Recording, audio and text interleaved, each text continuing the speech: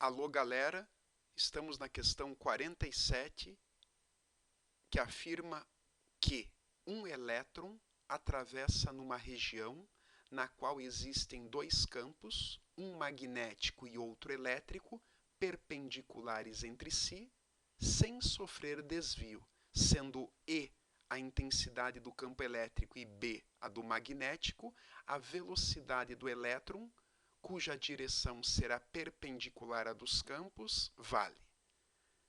Ele cita dois campos perpendiculares entre si.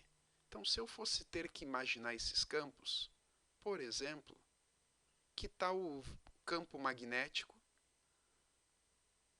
representado pelos nossos X, esteja entrando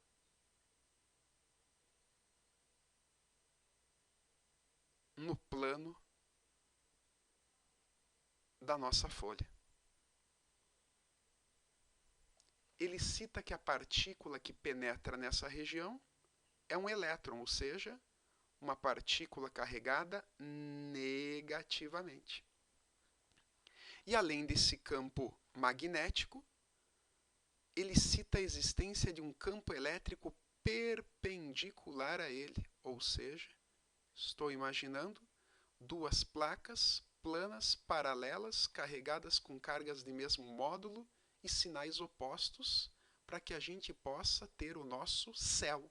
Então imagine comigo, por exemplo, a placa de cima eletrizada positivamente, atraindo de maneira elétrica o nosso elétron, o nosso lepton-elétron, para cima, com a famosa força elétrica, F índice E minúsculo.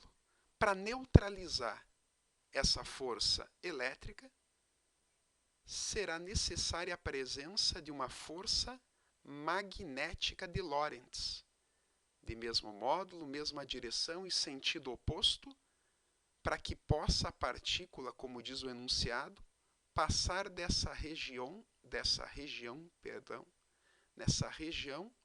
perpendicular aos campos, mantendo a sua velocidade sem sofrer desvio, ou seja, é uma questão de movimento retilíneo e uniforme, aquela em que o vetor velocidade permanece constante, sem sofrer desvio.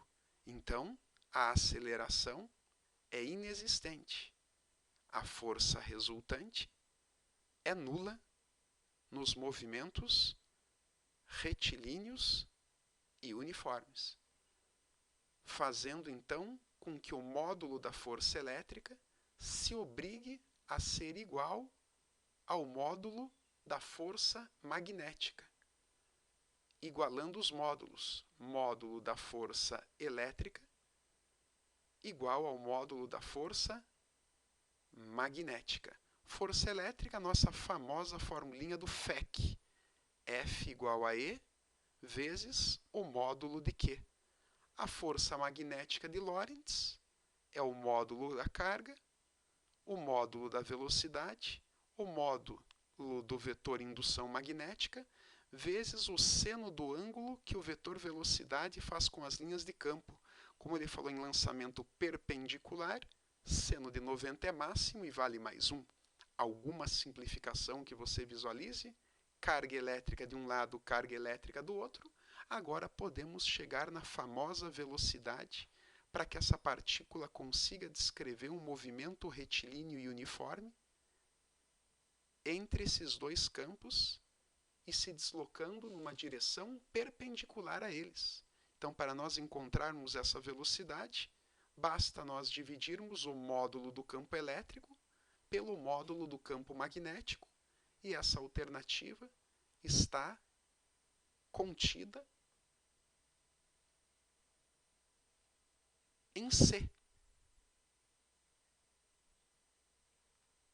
Espero que tenham curtido a resolução dos campos eletromagnéticos. lembrando que o sentido e a direção do campo elétrico é do mais sai, então é da carga positiva, do maior potencial, para a região de menor potencial. Um campo magnético entrando, perpendicular a ele para baixo um campo elétrico e a partícula com a sua velocidade perpendicular a ambos. Um grande abraço e até a próxima.